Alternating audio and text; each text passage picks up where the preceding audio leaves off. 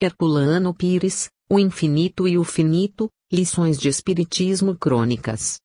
José Herculano Pires manteve, durante muitos anos, no Jornal Diário de São Paulo, órgão dos diários e emissoras associados, uma coluna de crônicas espíritas, na qual abordava temas de interesse geral relacionados com a doutrina codificada por Allan Kardec. Assinava-as com o pseudônimo de Irmão Saulo. Nesta obra estão reunidas algumas das mais interessantes crônicas do autor, publicadas no referido jornal. Jornalista, filósofo, escritor e professor, Herculano Pires alcançou grande conceito dentro e fora do movimento espírita. Sua produção literária ultrapassa os 80 títulos, alguns deles constituem-se verdadeiras obras filosóficas. Herculano dedicou a maior parte de sua existência em favor da doutrina espírita, seja buscando interpretá-la com fidelidade, seja defendendo-a dos ataques dos adversários. Herculano e a atualidade de Allan Kardec. Todo fazer humano, ciência, uma disciplina, só recebe seu conceito claro quando o homem domina esse campo preciso. Quem nulo afirma Emmanuel Garcia Morente, em seu Lecciones Preliminares de Filosofia. Dá-nos ele uma ideia do que seja a vivência indispensável para tanto, valendo-se de um exemplo de Bergson. Para se conhecer uma cidade, por exemplo, não basta estudar-se o mapa, o traçado, examinar ângulos diversos através de fotografias, decorar nomes de bairros e ruas. Esse conhecimento autêntico exigiria que nela se penetrasse como se entra numa selva, para explorá-la. De Sartre, entre 20 minutos de passeio a pé por uma rua de Paris e a mais vasta e minuciosa coleção de fotografias, haveria um abismo. Sob tal enfoque, nossa visão de J. Herculano Pires revela-o, portanto, na vivência acima definida, sem a qual, certamente, pouco teria para nos transmitir. Durante a existência toda terá percorrido minuciosamente os livros da codificação para avaliar e comparar, como autodidata e, posteriormente, como mestre no preparo de suas aulas, as quais, configuradas em artigos, foram sendo trazidas a lume, durante anos. Algumas delas, assinadas com seu pseudônimo Irmão Saulo, extraídas de sua coluna no Diário de São Paulo, estão reunidas neste volume com o título sugestivo de O Infinito e o Finito. Professor e jornalista por vocação e profissão, colocou toda sua riqueza didática e cultural a serviço da divulgação doutrinária.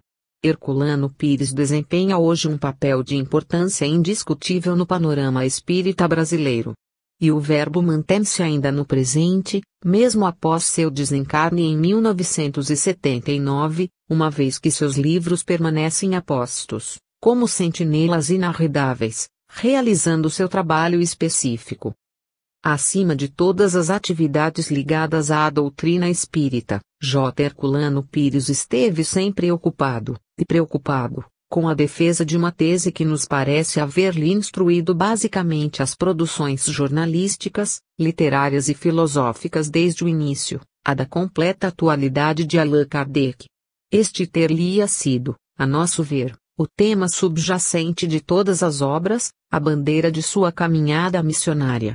E essa postura tem sua razão de ser. Houve sempre uma atitude de resguardo da parte do mundo científico-cultural materialista que se recusava a admitir a doutrina espírita como hóspede de seu contexto geral, negando-lhe o direito de nele se posicionar. Correu constantemente essa negativa por conta e responsabilidade dos que não lhe conseguiram entender a estrutura monística. Nesse aspecto, todavia, encontramos a defesa lúcida e pronta de Herculano Pires, que explicou essa concepção monista em termos de estrutura orgânica da realidade em que espírito e matéria preenchem o cosmo, mantendo-se o espírito como estruturador da matéria. E essas noções reforçam-se quando, em revisão do cristianismo e outros, subvencionado por informações sobre as conquistas do mundo científico oficial, lembra ainda que a descoberta de energias fora do campo atômico conhecido, antimatéria, capazes de conjugar-se com as da matéria, na constituição do universo, restabelecerá a unidade conceitual e efetiva de um mundo só, dividido em campos diferenciados. E acrescentaria, depois, Para dar uma noção ainda mais coerente à tese defendida, o perispírito ou corpo espiritual poderia ser a forma da humanidade de um mundo de antimatéria. Num contexto cultural como o nosso, em que mesmo os que apreciam a leitura como fonte de informação, conhecimento e até fruição para o espírito, que mesmo estes nem sempre terão dispensado a atenção necessária à pesquisa do texto kardeciano, é de se avaliar a importância de uma ação constante como a de Herculano Pires no sentido de proclamar a necessidade e a urgência do reinteresse pelas obras básicas da codificação. Talvez por isso mesmo tenha ele colocado tanto empenho na elaboração da página com a qual prefacia a edição de Locke, em 1957, de O Livro dos Espíritos comemorativa do centenário de seu lançamento. Muito bem feita essa análise estrutural e de conteúdo da fonte da codificação. Nela mostra como o codificador esmerou-se ao estabelecer os fundamentos de uma filosofia racional, mais livre dos prejuízos do espírito de sistema, uma vez que este, se existente, seria a própria negação dos objetivos da doutrina. Para Herculano ficava explícito que o espiritismo e os seus problemas no plano da cultura espiritual, com o Livro dos Espíritos saíam do terreno da abstração para se tornarem acessíveis à investigação racional e até mesmo à pesquisa experimental. Contra as falsas interpretações sobre um possível antropomorfismo, derivadas da linguagem simples instrumento de inteligibilidade utilizada por Kardec para tratar de Deus, por várias vezes Herculano Pires deixava demonstrado que o codificador não humanizara a Deus, desde que resguardara sua natureza suprema como inteligência infinita e causa primária. Nessa mesma página, Introdução ao Livro dos Espíritos, já citada, nosso autor defende o espiritismo contra a pecha de panteísta, remetendo o leitor à análise adequada do capítulo I, item 14, daquele volume. Consolidava esta defesa, posteriormente, em nota de rodapé, à página 268. De fato, alguns teólogos católicos e protestantes pretendem acusar de panteísta a doutrina espírita. Este princípio, a lei natural, é a lei de Deus, eterna e imutável como ele mesmo é a causa de tais acusações. Após salientar as divergências expressivas entre as concepções de Deus mantidas por Spinoza e pela doutrina espírita, Herculano admite algumas concordâncias, dentre as quais a mais flagrante a que nega o antropomorfismo, este sim, defendido por católicos e protestantes. Socorreu-se, nesse ensejo, do exemplo oferecido pela posição spinoziana em que o grande filósofo não confunde a natureza material com Deus, mas apenas a natureza inteligente para explicar a mesma visão do assunto pelo espiritismo, que também faz essa confusão pretendida por seus detratores, mas estabelece que as leis de Deus são uma coisa e Deus mesmo é outra.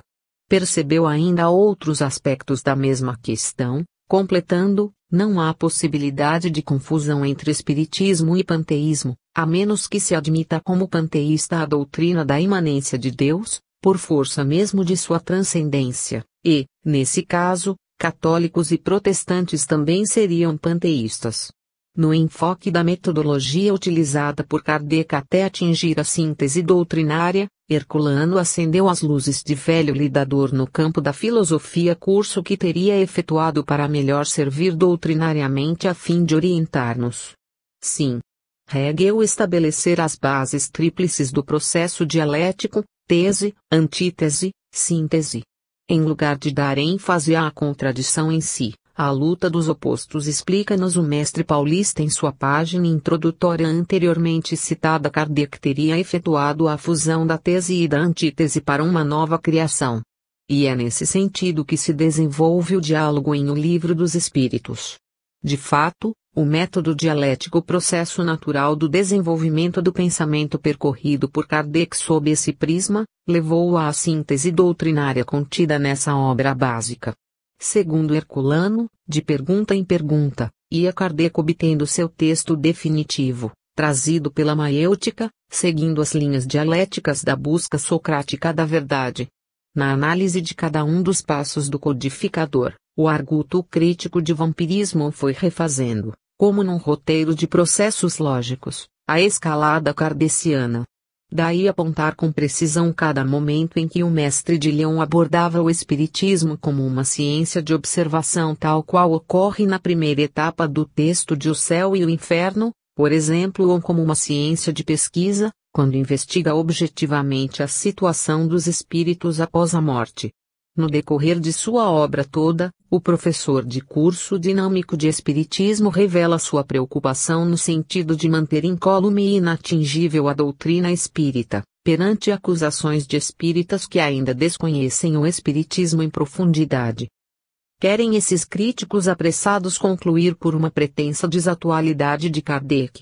Na defesa da doutrina, utiliza páginas e páginas para demonstrar a saciedade com que o desenvolvimento da ciência oficial corre na direção desses mesmos postulados que vão sendo comprovados apesar da posição tradicionalmente reacionária de setores determinados. Preocupara-se já ao redigir sua memorável página introdutória, em demonstrar que mediante a posição também científica do Espiritismo, o espírito e os seus problemas saíam do terreno da abstração para se tornarem acessíveis à pesquisa racional e à experimentação. Ao mesmo tempo em que realçava essa característica, todavia, lembrava, com toda a clareza que lhe era peculiar, que não se confundisse, porém, o método doutrinário com os métodos de investigação científica dos fenômenos espíritas, os quais, no passado, permaneceram com a metapsíquica e atualmente recebem novo enfoque nas mãos da parapsicologia. Essa distinção fazia-se indispensável a todos os que se propusessem a estudar a doutrina. No trato mediúnico no domínio de uma metodologia desenvolvida por Kardec e registrada didaticamente em O Livro dos Médiuns permanecia firmada a convicção na existência do espírito e na possibilidade da comunicação. Está claro, portanto, e ele fez questão de frisar bem esta circunstância, que tal posição não estaria e nem poderia estar, por enquanto, nos domínios da ciência acadêmica, para a qual tudo permanecia ainda descoberto e posta em dúvida até mesmo a existência do espírito como individualidade independente de um corpo físico esperando comprovação por processos e métodos que os investigadores escolheriam. Aliás, essa diferenciação na metodologia se explica aos pontos de partida e os objetivos diversos entre os dois campos de investigação. Também caracteriza o avanço das pesquisas no campo da paranormalidade pela parapsicologia, que, para melhor adaptar-se às exigências do critério científico, adotou o método quantitativo, com base na estatística. Ainda nesse terreno, como bom professor, J. Herculano Pires deixou contribuição inestimável. A sua obra Parapsicologia Hoje e Amanhã, da Edicel, já se encontra na 4ª edição, atualizada. Uma campanha de real proveito iniciada pelo autor de O Reino foi a de modificar ou pelo menos trabalhar nesse sentido a mentalidade reinante entre grande número de espíritas, de que a parapsicologia comprometeria o equilíbrio do arcabouço doutrinário. De fato existe, ainda hoje, uma atitude reacionária de alguns espíritas rechaçando a validade e a oportunidade dos estudos parapsicológicos pelas várias correntes da ciência acadêmica, pretendendo com essa atitude negativa defender a doutrina espírita dessas conclusões. Na verdade, muitas delas, as mais díspares possíveis, subordinadas aos dois campos ideológicos em que se reparte o pensamento cultural da atualidade. No entanto, Herculano acalma essa preocupação generalizada quando nos ensina a separar a parapsicologia propriamente dita das interpretações parapsicológicas. Importante se torna arguirmos o seguinte: não estariam também os espíritas adversos às perquisições parapsicológicas, deixando-se pressionar por preconceitos que eles próprios fomentam? Se tal fato estiver ocorrendo, não nos arriscamos a cair, por nossa vez, no mesmo fosso de radicalidade que durante tantos anos apontamos, porque a detectamos, no campo da ciência oficial com referência à fenomenologia produzida pelo espírito imortal que ela sempre negou. Se não entendermos bem o que se passa e não fizermos distinção conforme nos pede Herculano entre a parapsicologia propriamente dita e as interpretações parapsicológicas, com essa atitude refratária, sujeitar-nos-emos a repassar para nosso próprio campo de atuação esse lastimável posicionamento anticientífico, preconceituoso. Por isso representou tanto a publicação da obra de Herculano sobre a nova disciplina científica vista sob a ótica espírita. Ela significa a libertação do pesadelo que ameaça enquistar certos redutos doutrinários, colocando-os à margem da cultura espírita brasileira, com todas as consequências que tal posicionamento possa acarretar. A propósito, não teria sido gratuita esta afirmação constante em ciência espírita e suas implicações terapêuticas. A parapsicologia atual é simplesmente o elo de ligação da ciência acadêmica com a ciência espírita. Sem esse elo, os dois campos científicos permaneceriam separados, impedindo a visão global da realidade, necessária à compreensão verdadeira do mundo, do homem e da vida. Além do mais, a parapsicologia é a denominação recente do Espiritismo, afirma-nos Herculano Pires nessa mesma obra, e seu batismo ocorreu na Universidade de Duke, para ser admitido entusiasticamente, por sua vez, na URSS e no Vaticano. De roupa nova, linguagem grega e seguindo as pegadas de Kardec, para atingir os seus mesmos objetivos, nada ofereceu de novo ao mundo atual além de sua roupagem tecnológica. Outro sim, com rara acuidade o autor de O Centro Espírita foi capaz de relacionar inúmeras conquistas do mundo científico-acadêmico com os pontos que caracterizam e oferecem validade às teses defendidas pelo codificador. E, com isso, restabelece a convicção aos que haviam perdido na extrema atualidade de Kardec. Pendências, dúvidas, acusações, a tudo dispõe-se Herculano a responder, restituindo à confiança anterior os que se deixavam comprometer pela insegurança, revidando aos ataques de maneira elegante, dentro de sua intelectualidade e indiscutível vivência. Flagrante, por exemplo, a sua resposta às vozes discordantes sobre a criação dos espíritos. Simples e ignorantes? Como? Se tudo quanto Deus criou deveria ser perfeito. Eis o argumento recolhido de nota de rodapé em O Céu e o Inferno: Deus criou-nos em potência, como sementes que têm em si mesmas todas as potencialidades futuras. Assim, criou-nos perfeitos. Quanto a nós, caber-nos-ia desenvolver as nossas potencialidades a fim de as atingirmos em ato, como seres espirituais. A responsabilidade, indispensável à nossa perfeição, vamos obtendo aos poucos, graças ao treino do livre-arbítrio. Seu esforço esteve dirigido também para a erradicação do fanatismo. Herdeiros todos de uma cultura religiosa que não primava pelo uso exclusivo da razão, assevera-nos ele, nem o meio espírita conseguiria mesmo fugir totalmente dessa influência sob as mãos de multidões ignorantes e obtusas, nossos redutos espíritas transformados, muitos deles em novos muros de lamentações.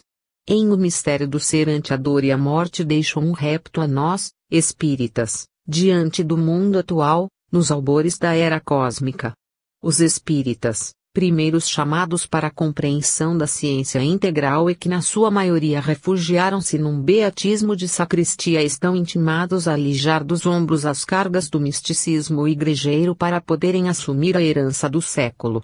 Persistir em transmitir o gosto pela análise objetiva, embora otimista, preocupado com a postura daqueles que à força de se imaginarem capazes de uma redenção pronta, global e a toque de caixa, permanecem curvados, modulando a voz, tentando atitudes artificiais com olhares lânguidos e cheios de lágrimas. Marcou época esta sua frase: a luta da vida não se destina a angelizar as criaturas, mas a virilizar o espírito, predispondo-o para voos de águia e não para o esvoaçar das borboletas. No mesmo volume demonstrou sua preocupação com a fragilidade de inúmeros médiuns, entre os quais os de curas, arriscados à perda dessa oportunidade atual, entre tantos engodos e suposições fantasiosas que lhes podem cavar abismos através da vaidade e da ambição, ciência espírita e suas implicações terapêuticas. E quanto aos problemas da moral? Ainda nessa obra, nosso autor resumia: a moral flui da consciência. Lembrava-nos, ainda, na página seguinte, que Kardec tomara como medida das situações do espírito o seu maior ou menor grau de apego ao mundo material, como se pode ver na escala espírita. Por isso mesmo, ensinava-nos ele em Ciência Espírita e suas implicações terapêuticas que o Espiritismo visa libertar o espírito humano do visgo da matéria, para que ele possa alçar o voo da transcendência. E realça o papel teórico da ética, regendo toda a normativa prática da moral. Além do mais, os costumes dos povos modificam-se através da evolução e avançam na direção dos princípios autênticos que são de natureza eterna, de tal sorte que se nos torna fácil reconhecermos o verdadeiro conceito espírita de moral.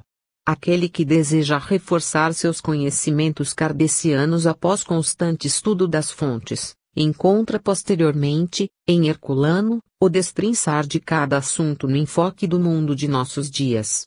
Livre, de espírito aberto e formação filosófica, condição indispensável para a tomada de 360 graus no exame de cada problema à luz do Espiritismo. J. Herculano Pires permanece presente em nossa vida doutrinária através de seus livros-chave decisiva, cada um deles, para a compreensão, em profundidade, dos textos de Allan Kardec. Melhor dizendo, para a consciência plena de sua completa atualidade. Helena M. C. Carvalho. Um nascer de novo. Os mistérios da natureza vão sendo desvendados pela ciência. Cada século marca um avanço do conhecimento sobre a ignorância e a superstição. O nosso século tem como missão, segundo dizia Leon Denis, esclarecer o mistério da sobrevivência espiritual. Todas as ciências avançam atualmente nesse sentido. A física descobre a antimatéria, a psicologia investiga os fenômenos paranormais ou mediúnicos, a biologia mergulha nos segredos das estruturas submicroscópicas, a astronomia reconhece a pluralidade dos mundos habitados, e assim por diante. O ensino de Jesus a Nicodemos, é preciso nascer de novo, que tantas controvérsias tem suscitado no campo religioso, tornar-se agora objeto de investigações científicas. Só podem abalançar-se, atualmente, a discutir a reencarnação em termos dogmáticos os que ignoram as pesquisas a respeito ou os que desejam sustentar posições sectárias. As provas da reencarnação se acumulam dia a dia. E a lógica do princípio reencarnacionista já não pode mais ser confundida pelos sofismas. A alma humana é imortal e evolui através das encarnações ou vidas sucessivas, pois a continuidade e a evolução de todas as coisas é lei universal. Perguntam-nos alguns leitores sobre o caso do menino Terence, renascido na cidade de Buffalo, no estado de Nova York, segundo reportagens publicadas na imprensa mundial. É o mesmo caso de Sati Devi, na Índia, tão comentado há anos passados. É o mesmo caso de tantas crianças citadas na bibliografia espírita e metapsíquica, no correr de mais de um século. É o mesmo caso das 20 pesquisas publicadas recentemente pelo professor Ian Stevenson nos Estados Unidos. O mesmo dos 500 fatos registrados pelo professor Banerjee, na Índia, em seu arquivo da Universidade de Rajasthan. Nascer de novo não é apenas regenerar-se moralmente. A lei evangélica enunciada por Jesus, e que Nicodemos não compreendeu, é uma lei natural. O apóstolo Paulo ensina, e Coríntios, que temos corpos materiais e corpos espirituais e que todos ressuscitaremos. Há duas formas de ressurreição, a do corpo espiritual e a do corpo material. Esta última é a reencarnação, é renascer da água e do espírito, segundo o ensino evangélico. 2. Pesquisas sobre a reencarnação. As pesquisas científicas sobre a reencarnação têm mais de um século. Durante alguns anos foram postas de lado, relegadas como absurdas, pois contrariavam o pensamento científico em desenvolvimento, todo ele voltado apenas para os problemas de matéria e energia. Mas agora se reiniciam em melhores condições, com mais recursos conceptuais e técnicos, em ambiente mais arejado e, portanto, mais favorável. Já se tornou inútil e até mesmo ridículo querer colocar o problema em termos de simples discussões teóricas. A reencarnação é hoje uma questão de pesquisa científica e não de discussões e palpites. Enquanto nos Estados Unidos o livro do professor Ian Stevenson sobre casos de reencarnação provoca o mais vivo interesse, na Índia o professor Amendras Banerjee, da Universidade de Rajasthan, Jaipur, relaciona 600 casos e elabora um plano de pesquisa mundial a respeito. A revista mensal da Duke University, EUA, hoje órgão oficial da Fundação para a Pesquisa da Natureza do Homem, dirigida pelo professor Joseph Banks Rini e sua equipe, Jornal Wolf para Psicologia, divulga e comenta em seus últimos números a publicação de estudos em folhetos, revistas e livros sobre o binômio sobrevivência e reencarnação.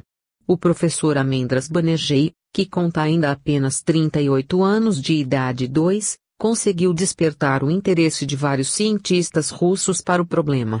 Graças a isso, um milagre moderno, a Universidade de Rajasthan organiza uma equipe de pesquisadores indianos e russos que deverá percorrer vários países, inclusive o Brasil.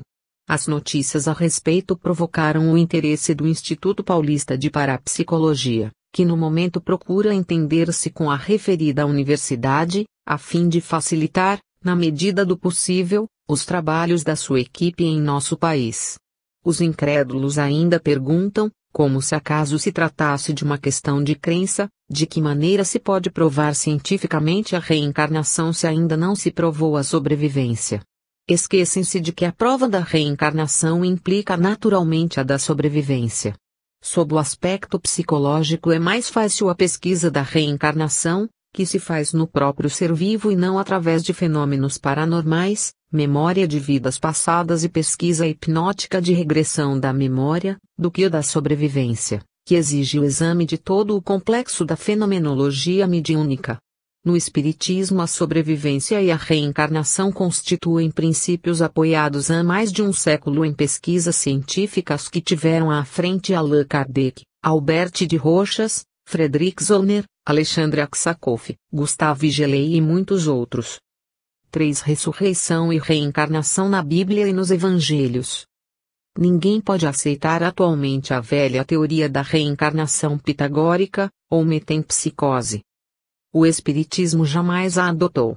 Da mesma maneira, ninguém pode aceitar a velha tese teológica da ressurreição em carne e osso, no juízo final. Somente a fé cega, alheia aos argumentos da razão e às conquistas científicas, pode ainda admitir essas teorias absurdas. Não obstante, o Espiritismo sustenta a existência das duas coisas, da ressurreição e da reencarnação, ambas explicadas à luz da razão. Os judeus antigos acreditavam em ambas, mas não tinham ideias precisas a respeito.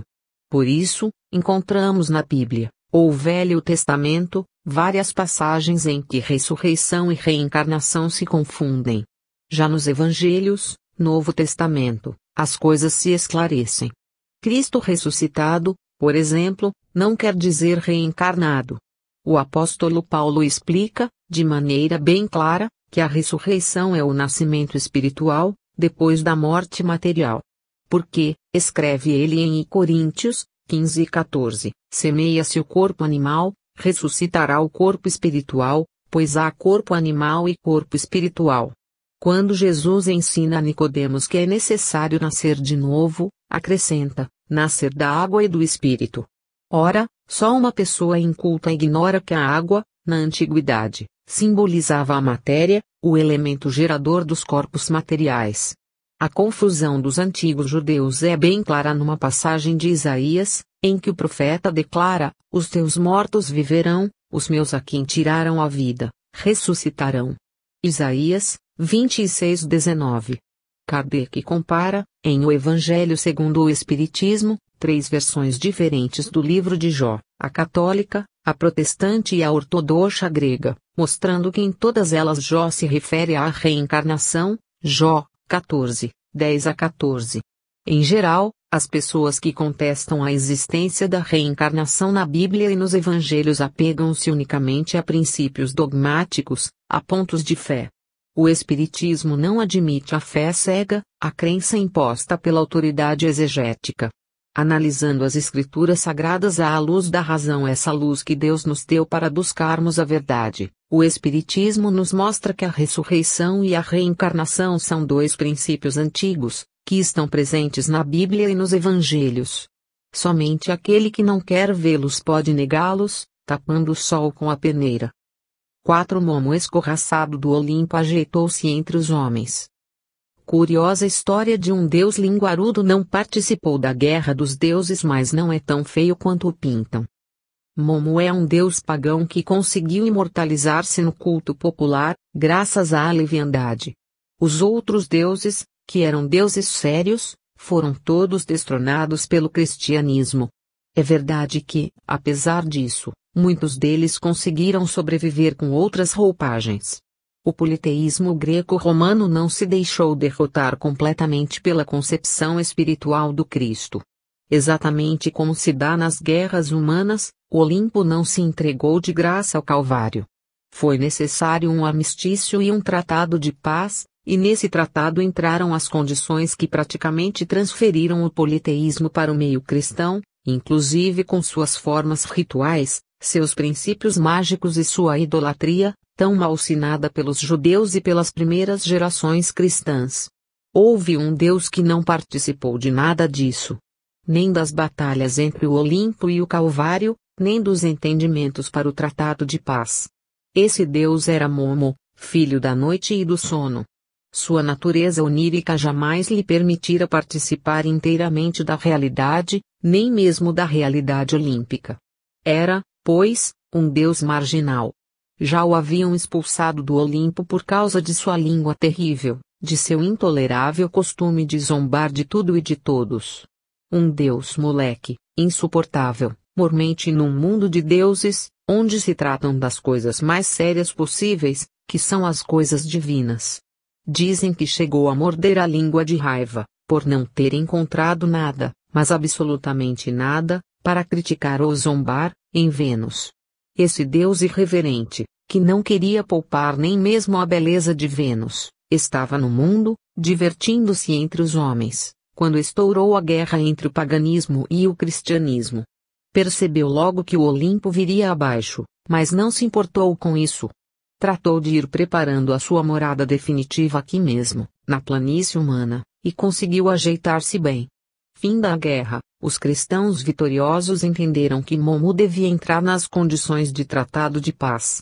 A Igreja chegou a conceder-lhe atenção, situando suas festas antes da Quaresma e tentando adaptá-las ao meio cristão.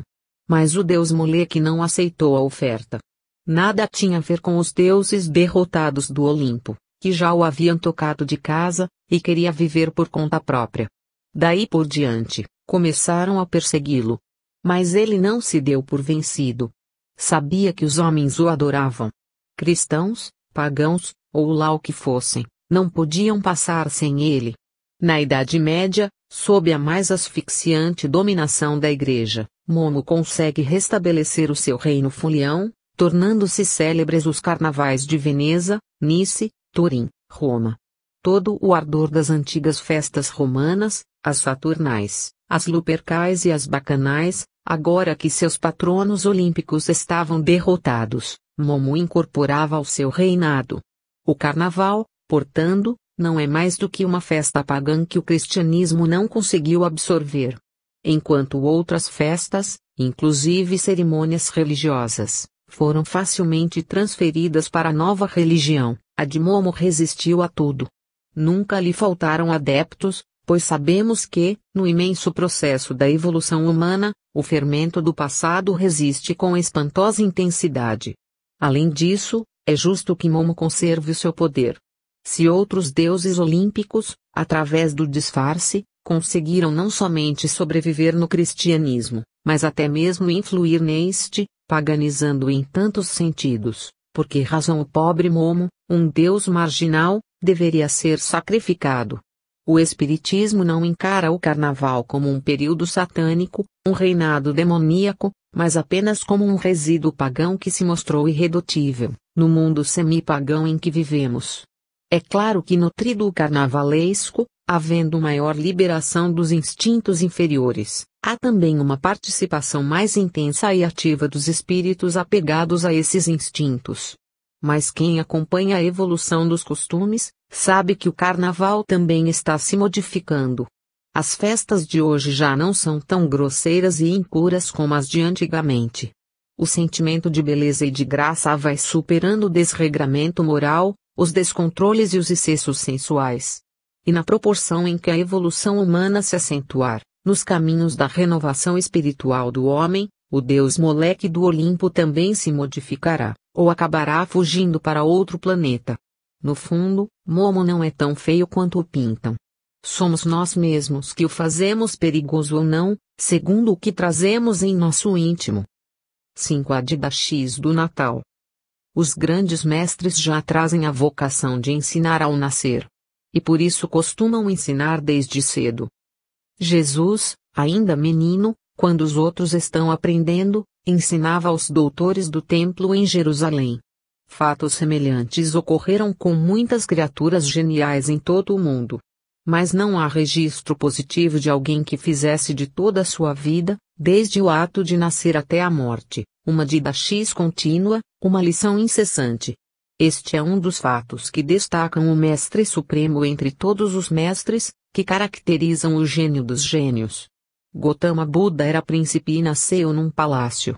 Viveu nos esplendores da corte até descobrir as dores do mundo. Mas Jesus escolheu para berço a manjedoura. Nasceu na pobreza e na humildade. E assim viveu, para depois morrer na ignomínia. Aquele que devia salvar o mundo e redimir os homens fez-se o menor e o mais desprezado de todos. Seu nascimento foi a primeira lição que ele dava aos orgulhosos e poderosos da terra.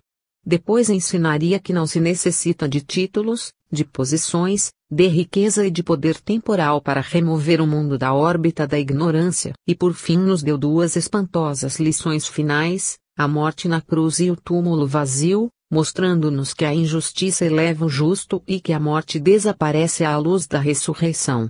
Mas o Didache do Natal tem a sua simbologia. Foi a sua primeira parábola, não falada, mas vivida. O fato de Maria dar à luz num estábulo não era estranho na Judeia do tempo. Os estábulos eram dependências da casa que podiam servir também às criaturas humanas, particularmente no inverno, quando o calor dos animais domésticos ajudava a aquecer o ambiente. Os estábulos de inverno eram geralmente montados numa gruta, para que os animais ficassem mais defendidos nas noites gélidas. Os rigores do inverno obrigavam os homens a se fraternizarem com seus irmãos e servidores mais humildes, os animais domésticos. Nascendo assim num estábulo, Jesus não incidia em nenhuma excentricidade, mas dentro dos próprios costumes do povo, como faria em toda a sua vida, transmitiria aos homens a mais bela parábola. A criança divina entre as palhas da manjedoura era como a mônada celeste lançada no seio da matéria. Os animais que a cercavam ajudam Maria a dar-lhe o calor do sangue e da carne. A centelha celeste era assim envolvida na ganga da encarnação terrestre, com os instintos animais da carne a prendê-la ao chão do mundo, mas com a ternura espiritual de Maria a fortalecê-la para a vitória do espírito. A visita dos magos, relatada por Mateus, mostra-nos a sabedoria terrena curvando-se reverente ante o saber celeste e prestando-lhe as suas homenagens. A fúria de Herodes o Grande e de Jerusalém com ele revela-nos a hostilidade ciumenta dos grandes da terra contra os verdadeiros emissários do alto. A convocação dos principais sacerdotes e dos escribas do povo pelo rei alarmado é o incitamento dos poderes humanos contra os poderes divinos. Temos assim, na Didache do Natal, a primeira prova da legitimidade da missão de Jesus. Quando Buda nasceu, os jardins do palácio rebentaram em flores e perfumes. Mas quando Jesus nasceu, os anjos cantaram na fimbria do horizonte e os pastores se ajoelharam nos campos nevados, trêmulos de emoção, sem sentirem o frio do inverno. Não queremos desmerecer a grandeza espiritual do Buda e de outros grandes missionários espirituais, mas a Didache do Natal nos lembra que o Messias judeu era realmente o mestre dos mestres, o professor por excelência. O Espiritismo encara os evangelhos, na sua realidade histórica, como textos inspirados mais de redação humana, sujeitos às influências culturais da época e do meio em que foram redigidos e também às condições pessoais de cada evangelista. Mas reconhece a legitimidade dos seus ensinos espirituais e morais e tem o mais profundo respeito pelo sentido alegórico de episódios como o do Natal. Por isso o Natal espírita não se reveste de formalidades exteriores, mas não deixa de considerar o sentido espiritual do grande evento cristão. 6 Interpelações sobre a data real do nascimento de Jesus. Quando uma efeméride mitológica se transfere para o plano histórico, os espíritas e o Natal. As celebrações do Natal despertam sempre a curiosidade de alguns leitores, a propósito da posição dos espíritas em face do problema do nascimento de Jesus. Qual a maneira, pergunta um missivista, pela qual os espíritas explicam a aceitação da data de 25 de dezembro, como sendo a do nascimento histórico do Cristo, se é conhecida a impossibilidade de qualquer determinação dessa data? A maneira de explicar isso é fácil, pois decorre da própria situação histórica da efeméride em causa. Quer dizer, a tradição espiritualista é a explicação natural dessa aceitação dos espíritas. Porque a data de 25 de dezembro corresponde às mais remotas celebrações do advento do Messias. Trata-se de uma efeméride pagã, de origem mitológica, ligada ao mito solar, e que foi adaptada ao cristianismo, da mesma maneira porque tantas outras datas, festas e celebrações pagãs também o foram. Um leitor que conhece o assunto faz-nos, então, esta pergunta: como e por que o Espiritismo aceita essa incorporação do paganismo ao cristianismo? Se o leitor conhecesse melhor o Espiritismo, veria que não há, do ponto de vista doutrinário, nenhum impedimento a respeito. As religiões mitológicas pertencem à fase de preparação do advento do cristianismo. As revelações que antecederam a mosaica e a cristã eram tão legítimas como estas últimas. Não há motivo, pois, para qualquer repugnância nesse sentido. Por outro lado, o Espiritismo não pretende reformar a história cristã, mas apenas esclarecê-la. A tradição do Natal tem quase 2 milênios. Substituí-la por uma novidade imprecisa seria absurdo. Além disso, a data de 25 de dezembro traz com ela uma impregnação milenar de adoração, que é de grande importância para os que conhecem o problema das vibrações espirituais. Tornou-se, por isso mesmo, a mais apropriada à celebração do Natal de Jesus. Da mesma maneira porque o mito cristão ligou-se à revelação de Jesus, de forma indissolúvel, a partir do momento em que Jesus passou a ser considerado o Cristo, transportou-se do plano das esperanças judaicas do Messias para o plano universal do mito grego. A data de 25 de dezembro deixou de ser apenas um marco mitológico na história das religiões para se transformar num marco histórico do processo de formação da religião cristã. Quando, pois, os espíritas celebram essa data, como a do nascimento de Jesus, com pleno conhecimento da sua natureza convencional, no plano histórico, sabem também que ela possuiu um aspecto de legitimidade histórica, no plano espiritual, em virtude do sentido profundo, antigamente chamado oculto, do mito solar. Não importa que Jesus tenha nascido em outra data, como não importa a simbologia mitológica do episódio evangélico do Natal.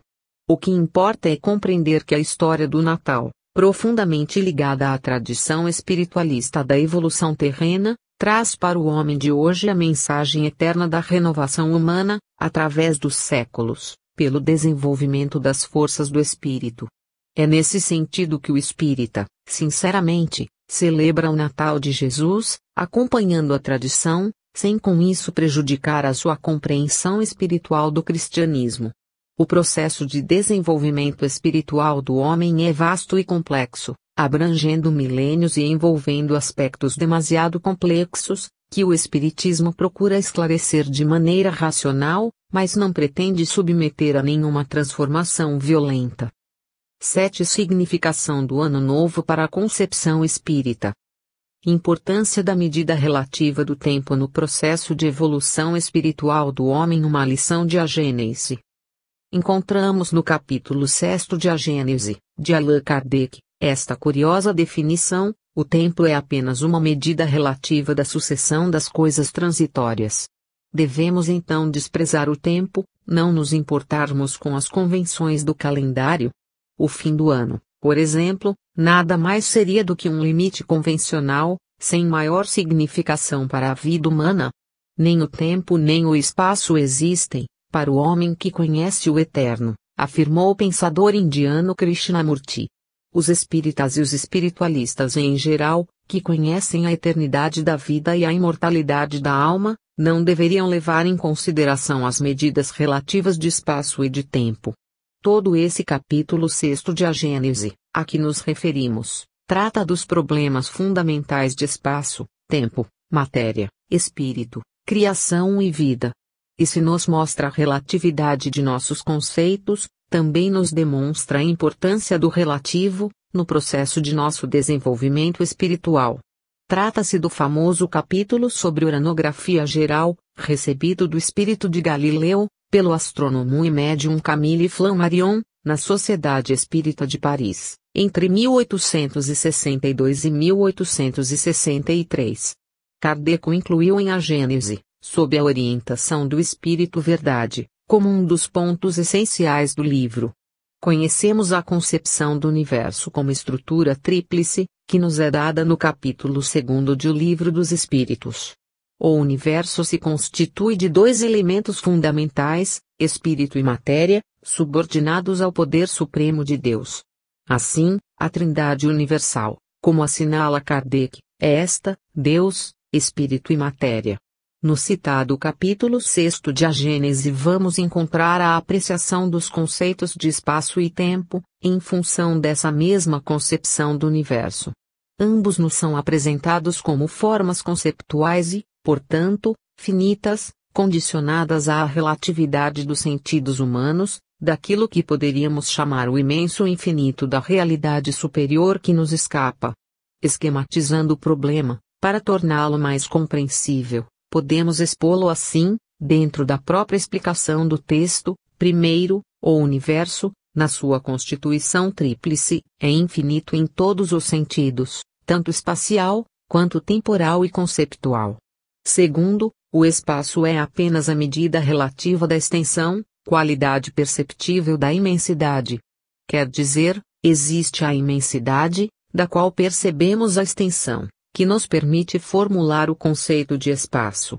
Terceiro, o tempo é apenas a medida relativa da sucessão das coisas, na duração, que é a qualidade perceptível da eternidade. Quer dizer, existe a eternidade, da qual percebemos a duração, que nos permite formular o conceito de tempo. Quarto, imensidade e eternidade, como aspectos do absoluto, que mal podemos imaginar, pertencem à realidade superior, ao plano supremo da criação, onde conseguimos intuir a presença de Deus. A medida do tempo, que nos leva a marcar os dias, os meses e os anos, embora convencional, tem, portanto, uma realidade que a fundamenta. Contando os anos, estamos contando a nossa percepção do fluir da duração na eternidade, da mesma maneira porque, contando os quilômetros, estamos contando o fluir da extensão na imensidade. E tanto o tempo quanto o espaço são reais para nós, em nossa condição de seres que vivem no mundo do relativo. Não podemos viver sem contá-los, sem levar em consideração a existência real do espaço e do tempo. Mas o que importa, do ponto de vista espírita, é compreendermos a relatividade das coisas, de maneira a nos servirmos delas como necessidades imediatas, sem transformá-las em realidades absolutas. O espaço e o tempo devem ser, para nós, que conhecemos o eterno, instrumentos de compreensão da realidade superior, e não formas de apego à realidade transitória. Foi isso que Jesus ensinou, ao declarar que aquele que se apegasse à vida perdê-la-ia, mas aquele que a perdesse encontrá-la-ia. Porque se apegar à vida é ligar-se inteiramente aos conceitos relativos de espaço e tempo, considerando a passageira encarnação terrena como a única forma de vida, depois da qual só existe a morte. Mas desapegar-se da vida é compreender a sua relatividade, a sua natureza transitória, e por isso mesmo aprender, com os ensinos de Jesus, a utilizá-la como simples meio de progresso espiritual, para nossa ascensão a uma vida maior. Cada ano que finda, em nossa existência temporária na Terra, é uma fração do tempo que usamos, bem ou mal, em nosso processo evolutivo. O fim do ano é assim uma oportunidade para avaliarmos o nosso bom ou mau uso do tempo, realizando o balanço de nossa vida, da mesma maneira porque as empresas comerciais procedem ao seu balanço anual de atividades, lucros e perdas. É tão errado pensarmos que o fim do ano nada significa quanto lhe atribuirmos excessiva importância. O ano chega ao fim, pensemos no que fizemos durante o seu transcurso e vejamos o que podemos fazer de melhor, no decorrer do novo ano. Mas, se verificarmos que perdemos o ano que finda, não nos desesperemos. Temos pela frente um novo ano, ainda intacto, como um presente do Eterno, para o nosso desenvolvimento na duração. 8. Sucedem-se as civilizações no processo da evolução terrena. A vida à procura de novas formas, na sua constante expansão, analogia entre o papel do cristianismo, perante o mundo antigo, e o do espiritismo no mundo moderno. Uma advertência de Lodge. O espiritismo, como o cristianismo primitivo, vai se impondo ao mundo de maneira irresistível.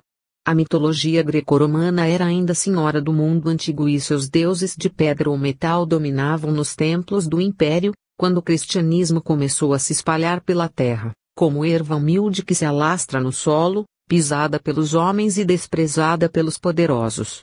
Pouco a pouco, os princípios cristãos se infiltraram na gigantesca estrutura do império, substituindo o vazio angustiante das religiões mitológicas e a vã sabedoria das escolas filosóficas dominantes. O mundo se renova constantemente, porque o seu destino é a evolução. A sua lei básica, irredutível, é a lei do progresso. Perecem as formas numa sucessão contínua, ao ritmo do desenvolvimento universal. Através das formas a vida cresce, se expande e exige novos instrumentos de manifestação. As civilizações, como as plantas, os animais e os homens, nascem, crescem, se desenvolvem, atingem o apogeu, entram em declínio e morrem. Mas não morrem apenas. Porque renascem também. Cerca de 20 civilizações já passaram na Terra. Suas estruturas desapareceram, mas o espírito que as animava ressurgiu nas seguintes. A grega foi herdeira da egípcia e da babilônica, a romana da grega, a nossa da grega e da romana. Cada nova civilização traz consigo um novo e mais poderoso sopro do espírito. Segundo as observações de Dioteio e Teade, o espírito racionalista dos gregos fundiu-se no tempo com a mentalidade jurídica dos romanos e o providencialismo judeu-cristão, para a criação da consciência moderna, estruturada lentamente no caldeirão ideológico da Idade Média. Dessa elaboração milenar resultou o esplendor da Renascença. O próprio nome atribuído ao fenômeno revela sua natureza. A Renascença nada mais foi do que um renascimento do espírito das antigas civilizações numa nova forma, num corpo novo. É claro que não usamos a palavra forma no sentido aristotélico, mas no sentido comum de estrutura, de configuração exterior. O cristianismo constituiu o grande alicerce ideológico sobre o qual se ergueu o edifício de um novo mundo, de uma nova civilização, a partir da decadência do Império Romano. Mas os ideais do cristianismo não puderam concretizar-se perfeitamente e desenvolver-se em plenitude na civilização moderna. A nova estrutura, herdeira da antiga, conservou muito daquela, da mesma maneira porque o organismo do filho repete as características paternas. O cristianismo é uma revolução em marcha, suas transformações continuam em desenvolvimento. Prevendo a amplitude dessa revolução, o próprio Cristo anunciou, como vemos no Evangelho de João, a vinda de um novo Consolador, o advento do Espírito de verdade, incumbido de restabelecer a pureza dos seus ensinos e dar novo impulso à evolução terrena. O Espiritismo é o cumprimento dessa promessa. Surgindo na hora precisa, em meados do século passado, no momento exato em que os princípios do cristianismo, ameaçados pela estagnação dogmática, se defrontavam com o livre exame da nova mentalidade científica, ele abriu perspectivas inesperadas ao prosseguimento da civilização cristã. Kardec acentua esse fato, com palavras claras e precisas, em O Evangelho segundo o Espiritismo e a Gênese. O Espiritismo é também um renascimento, é o que Emmanuel chamou a renascença cristã. Por isso, no momento em que o mundo moderno vacila, entre as crenças que não mais o satisfazem e as promessas do espírito científico, o Espiritismo se infiltra em toda a sua estrutura, para salvar o futuro, preparando as bases da nova civilização. Todos os golpes desferidos contra o Espiritismo são tão inúteis como os que foram desferidos no passado contra o cristianismo. A força do Espiritismo é a da própria vida à procura de nova forma, mais adequada à manifestação de seus novos desenvolvimentos. Pouco importa que sua posição seja marginal, na cultura moderna. Também os estoicos e epicuristas, os rabinos de Jerusalém e os sábios de Roma e de Atenas consideravam marginal e supersticioso o cristianismo. As lições da história deviam servir para alertar os espíritos mais arejados, chamando-lhes a atenção para afirmações como a de Sir Oliver Lodge, o grande sábio inglês, para quem o espiritismo é uma nova revolução copérnica. 9. Uma nova terra e um novo céu. A terra se renova sempre aos nossos olhos. É a mesma, e ao mesmo tempo não é.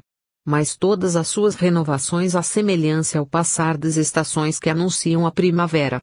Há uma grande renovação que nos aguarda no futuro.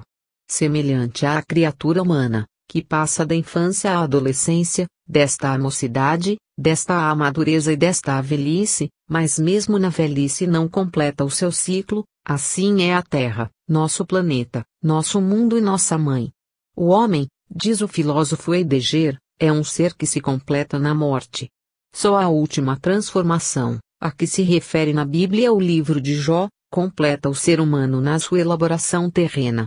O Apocalipse, o último livro do Novo Testamento, anuncia-nos em seu capítulo 21 um novo céu e uma nova terra. E logo após o juízo final, quando a morte e o Hades, inferno, são lançados no lago de fogo e desaparecem na segunda morte. A simbologia profética do Apocalipse confunde os leitores. Os que se apegam à letra tiram do texto interpretações absurdas. Mas os que penetram no espírito do livro compreendem que o novo céu está se abrindo sobre a nova terra.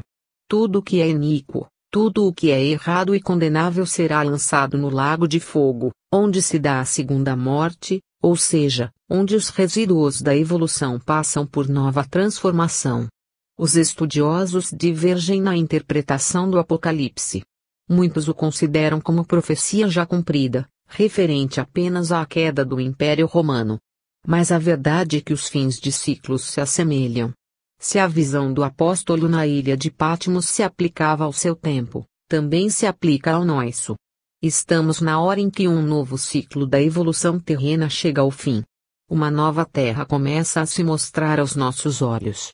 É um planeta diferente, cheio de uma população renovada, de uma nova humanidade que sonha sob as bênçãos de um novo céu. Cumpre-se mais uma vez a visão apocalíptica.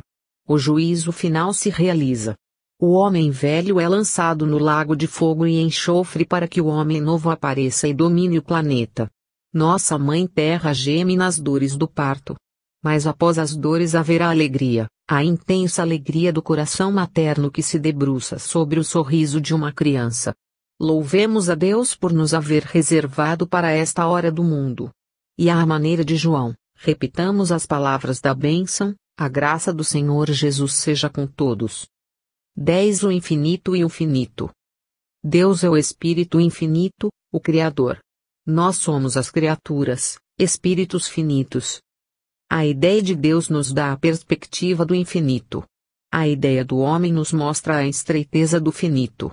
O infinito é aquilo que não podemos conceber, pois a nossa mente finita não pode abrangê-lo. Deus é o ser dos seres e tudo abrange na sua onisciência e na sua onipotência. O homem é o ser entre os seres, pequenina criatura pegada à crosta de um diminuto globo, de um grão de areia dos desertos da imensidade. Deus é uno e a sua unidade encerra as dimensões do universo e além do universo. O homem é múltiplo e a sua multiplicidade se espalha na face da terra como a poeira na planície. Quem ousaria confundir Deus com o homem e o homem com Deus? O Criador dos seres e das coisas, de tudo quanto existe, existiu e está para existir, não cabe na limitada e mesquinha forma humana. Ele nos criou à sua imagem e semelhança porque nos criou espíritos. É nisso que nos assemelhamos a Deus, como o reflexo de nossa imagem numa gota d'água se assemelha a nós. Porque, na sua onipresença, Deus está em tudo. Ele é o princípio inteligente do universo, esse poder misterioso que move os átomos na pedra, faz circular a seiva no vegetal, controla os instintos nos animais e acende no homem a luz da razão. Um só Espírito impregna o todo. Um só Espírito vela por todos. É o Espírito Supremo, Deus, nosso Pai. Mas os Espíritos